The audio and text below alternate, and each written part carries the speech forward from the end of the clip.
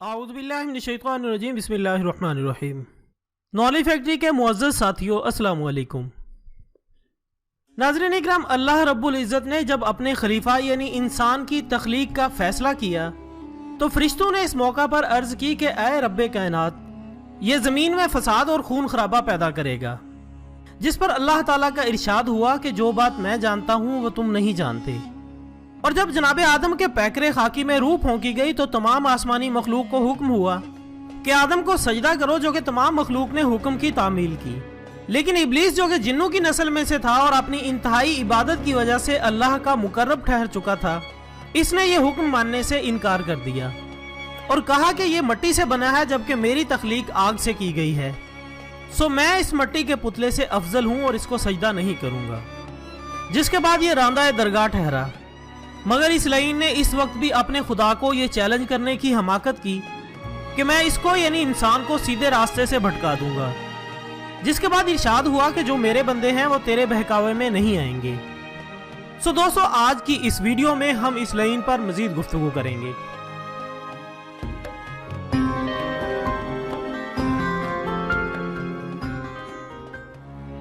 نولی factory کے دوستو، تخلیق کائنات سے پہلے ہر عالم ہر سو بس اللہ پاک کا نور ہی تھا۔ ذات باری تعالیٰ نے اپنے نور سے کچھ حصہ جدا فرمایا اور پھر اس جدا شدہ نور کے مزید دو حصے فرمائے۔ ایک حصے میں خالص نور رکھا جبکہ دوسرے حصے میں کثافت کی آمیزش فرمائی۔ پہلے حصے یعنی خالص نور کو ارواح مقدسہ، ملائکہ، طبقات ارض و سماوات کے لیے مخصوص فرمایا۔ سب سے پہلے نبی آخر الزمان حضرت محمد مصطفیٰ صلی اللہ علیہ وآلہ وسلم کی روح مبارکہ کو تخلیق فرمایا گیا۔ اس کے بعد لوح و قلم، عقل اور باقی کل اجسام کی روحوں کو تخلیق فرمایا گیا۔ پھر کثافت والے نور کو مزید دو حصوں میں تقسیم کیا گیا۔ ایک میں خالص جزو نور تھا جس سے قوم جن کی تخلیق عمل میں آئی۔ چونکہ خالص جزو نور والے حصے میں نار یعنی آگ کا عنصر غالب تھا، اس لیے سرکشی اور نافرمانی جنات کی فطرت میں شامل ہے۔ معزز خواتین و حضرات، قوم جن میں سب سے پہلے تارانوس نامی جن کو تخلیق کیا گیا۔ جس طرح حضرت آدم علیہ السلام کو ابو البشر کہا جاتا ہے، اسی طرح تارانوس کو ابو الجن کہا جاتا ہے۔ تارانوس کی تخلیق ابلیس کی تخلیق سے کم و بیش 1,44,000 سال قبل ہوئی۔ ذات باری تعالیٰ نے انہیں شریعت اور احکامات سے نوازا۔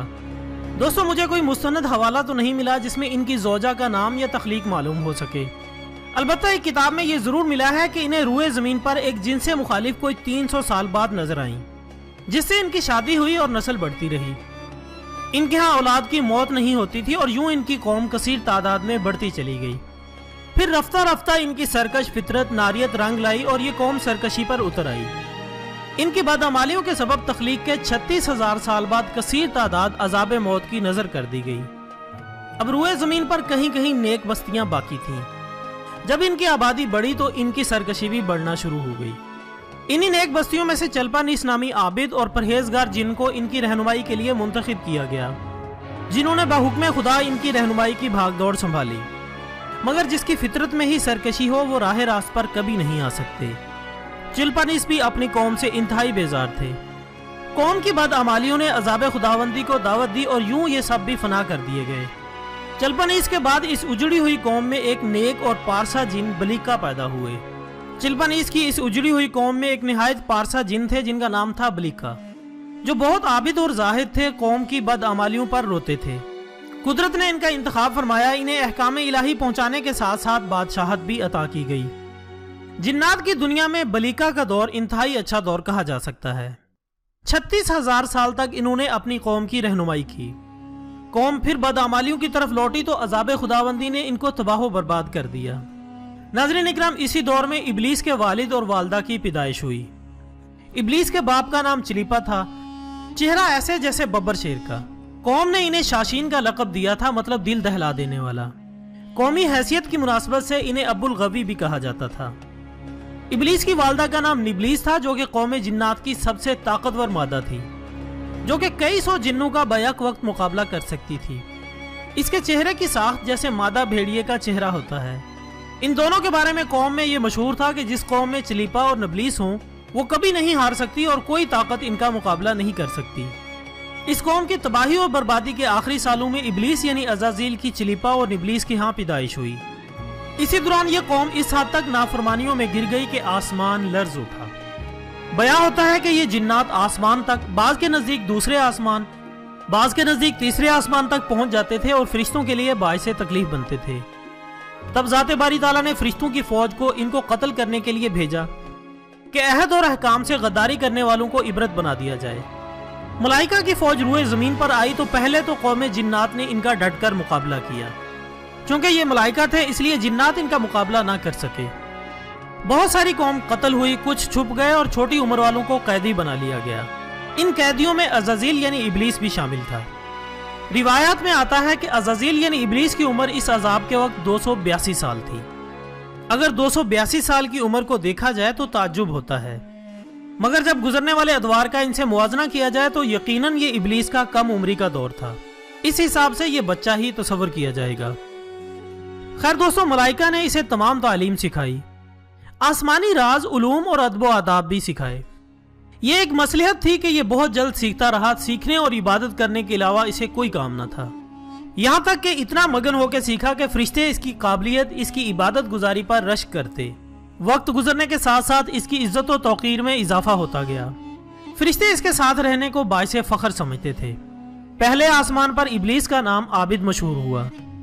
کہا جاتا ہے کہ فرشتے اپنی مرضی سے یا اپنی خواہش سے بغیر حکم ربی ایک آسمان سے دوسرے آسمان تک نہیں جا سکتے۔ اول تو فرشتوں میں خواہش نفس کا مادہ نہیں، پھر وہ حکم الہی کے پابند ہیں۔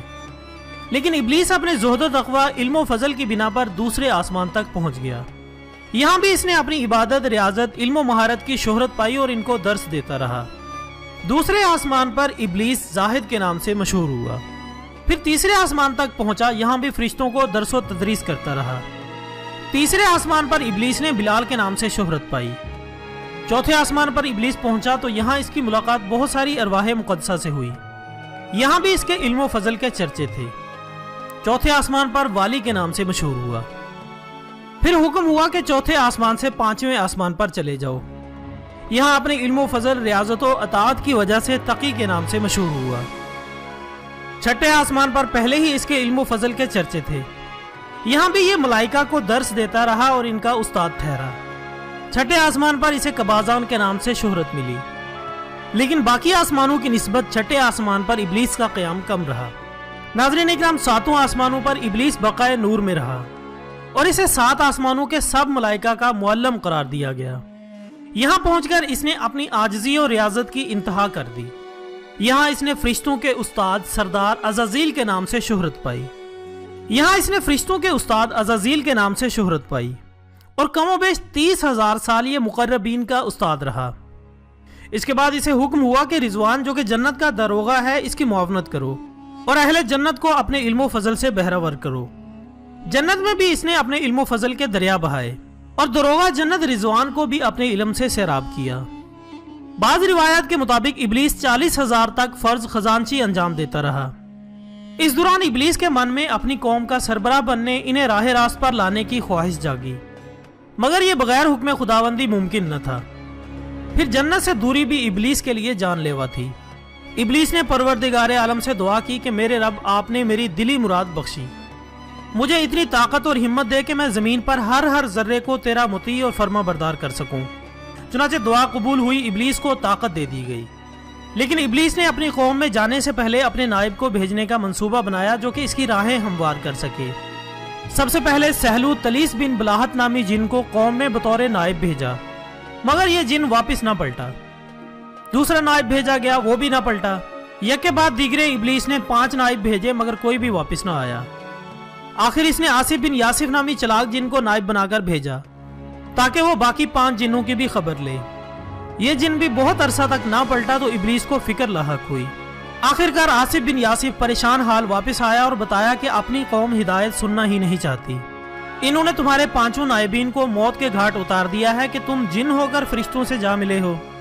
یہ سن کر ابلیس مشتعل ہو گیا اور اس نے فرشتوں کی فوج سے کہا کہ تمام بادامال جنوں کو چن چن کے موت کے گھاٹ اتار دو۔ اگر کوئی متقی پرہیزگار نظر آئے تو احترام کے ساتھ میرے پاس لے آؤ۔ اگر کوئی شریعت پر چلنے کا عہد کرے تب بھی اسے نہ مارنا اور میرے پاس لے آنا۔ فرشتوں نے ایسا ہی کیا، بد کرداروں کو چن چن کے مارا گیا اور روئے زمین پر برائی کا خاتمہ ہو گیا۔ بچے کھچے جنات کے ساتھ ابلیس درس و تبلیغ میں مشغول ہو گیا۔ ذات باری تعالیٰ نے جنت، دوزخ، 7 آسمانوں سب کی باغ دوڑ ابلیس کے ہاتھ میں دے دی۔ ناظرین اکرام، یہ وہ دور ہے جب ابلیس نے زمین کے چپے چپے پر سجدہ کیا، کیونکہ جب جی آتا آسمان پر چلا جاتا، جب جی چاہتا زمین کے کسی کونے میں۔ بیان ہوتا ہے کہ زمین کے چپے چپے پر عزازیل نے اللہ تعالیٰ کی عبادت کی ہے۔ معزز ناظرین، ان دنوں اس کے ذہن میں یہ خیال آنا شروع ہوئے کہ اب میرے پاس اتنی طاقت ہے کہ اگر نعوذ باللہ اللہ تعالیٰ دستبردار ہو جائیں تو میں مطلق العنان بن جاؤں، کیونکہ اب میں کمزور نہیں ہوں، میرے پاس بہت طاقت ہے۔ کبھی اسے خیال آتا کہ فرشتوں کو اپنا ہمنوا بنا کر اللہ تعالیٰ سے بغاوت کروں، لیکن بعد میں خود ابلیس اپنے خیالات پر لان تان کرتا کہ جو طاقت دے سکتا ہے وہ واپس بھی لے سکتا ہے۔ اس نے چند ایک فرشتوں سے دبے لفظوں اظہار کیا، رائے جاننا چاہی، مگر فرشتوں نے انکار کیا کہ حکم ربی، منشاء ربی کے خلاف وہ مجال نہیں رکھتے۔ اس کے بعد وقت گزرتا گیا، نظام ویسے ہی چلتا رہا۔ پھر وہ وقت آیا جب جبرائیل علیہ السلام کی تخلیق ہوئی۔ بیان ہوتا ہے کہ جبرائیل امین عالم وجود میں آتے ہی سجدے میں گر گئے، 30,000 سالہ طویل سجدہ کیا، تب سر اٹھایا اور سر اٹھاتے ہی پوچھا، اے میرے پروردگار، جیسے میں نے تیری عبادت میں طویل سجدہ کیا ہے، ایسی کوئی مثال ہوگی تیری مخلوق میں؟ جواب ملا، اے جبرائیل امین، تمہاری اپنی نظر میں اپنی طویل عبادت کی اہمیت زیادہ ہوگی، مگر میں آخری وقت میں ایک گروہ امت یعنی امت محمدیہ صلی اللہ علیہ وسلم پیدا فرماؤں گا، جس کی 2 رکعت نماز تمہارے اس 30,000 سالہ سجدے سے کہیں زیادہ ممتاز ہوگی۔ نہ صرف یہ بلکہ میں اس کا اجر و ثواب اس سجدے سے کئی 100 گنا بڑھا کر عطا کروں گا۔ خیر دوستو، ابلیس نے ایک روز دیکھا کہ لوح محفوظ پر آسمانی زبان میں یہ تحریر لکھی ہوئی ہے کہ ہمارا ایک بندہ جسے ہم انواع و اقسام کی نعمتوں سے مالا مال کریں گے، اسے زمین سے آسمان پر پہنچا دیں گے، آسمان سے پھر اسے جنت میں لے جائیں گے، اس کے بعد اسے ایک خاص کام پر مامور کریں گے، لیکن وہ انکار کر دے گا اور بغاوت پر آمادہ ہو جائے گا۔ ابلیس کو یہ پڑھ کر سخت تعجب اور حیرت ہوئی کہ ایسا کون بد نصیب ہوگا۔ ابلیس دوبارہ سجدے میں چلا گیا، سجدے سے سر اٹھا کے دیکھا، اس عبارت کے ساتھ فصیح عربی میں یہ عبارت بھی تحریر تھی، اعوذ باللہ من الشیطان الرجیم۔ ابلیس فوراً بھاگتا ہوا بارگاہ الہی میں حاضر ہوا اور پوچھا، یہ شیطان الرجیم مردود کون ہے جس سے پناہ مانگنی چاہیے؟ ارشاد ہوا، ہے ایک جو نافرمانی کرے گا اور مردود ہو جائے گا۔ ابلیس نے ذات باری تعالیٰ سے عرض کی کہ اے میرے پروردگار، مجھے وہ ملعون دکھا دے تاکہ میں اسے ابھی سے جہنم رسید کر دوں۔ جواب ملا، بہت جلد تو اسے دیکھ لے گا۔ محترم ناظرین، یہ ذہن میں رکھیں کہ ابلیس کا اس واقعے تک نام عزازیل ہے۔ ابلیس اس واقعے کے بعد بہت عرصہ تک شش و پنج میں رہا کہ کون ایسا ہو سکتا ہے۔ کبھی اسے خیال آتا ہے کہ شاید ایسا میں ہی ہوں، اگر میں ہوا تو کیا ہوگا۔ اس خیال سے ابلیس نے فرشتوں کو اپنا ہم خیال بنانے کی کوشش کی، مگر انہوں نے انکار کر دیا۔ اب ابلیس کے ساتھ ایک عجیب معاملہ شروع ہو گیا۔